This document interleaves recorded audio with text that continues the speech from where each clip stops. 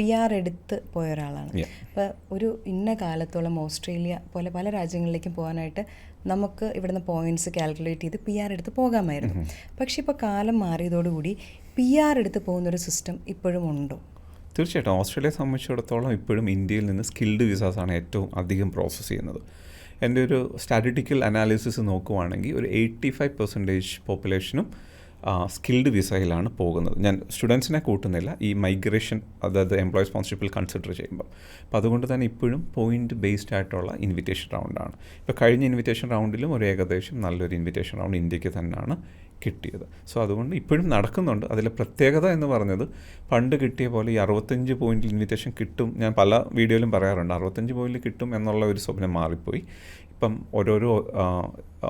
ഓരോ ഒക്കുപ്പേഷനും അതിൻ്റേതായ point requirements കൂടിയിട്ടുണ്ട്. ജനറലായിട്ട് നഴ്സസൊക്കെ ഒരു 65 പോയിൻ്റ് വിളിച്ചുകൊണ്ടിരുന്നതൊക്കെ കഴിഞ്ഞ മെയിൻ ഇൻവിറ്റേഷൻ റൗണ്ടിൽ 85 പോയിൻ്റ് വരെയാണ്. അപ്പം 65 പോയിൻറ്റിൽ നമ്മൾ ഈ സ്കിൽഡ് മൈഗ്രേഷൻ എലിജിബിൾ ആവും. അത് പറഞ്ഞിട്ട് വളരെയധികം ആൾക്കാർ പണം മേടിച്ച് വെക്കുന്നുണ്ട്. പക്ഷേ പ്രാക്ടിക്കലി അതൊന്നും പോസിബിൾ ആവില്ല. ചില ഒക്കുപ്പേഷൻസ് വളരെ ഹയർ പോയിൻറ്റ്സിൽ മാത്രമാണ് ഇൻവിറ്റേഷൻ പോകുന്നത്.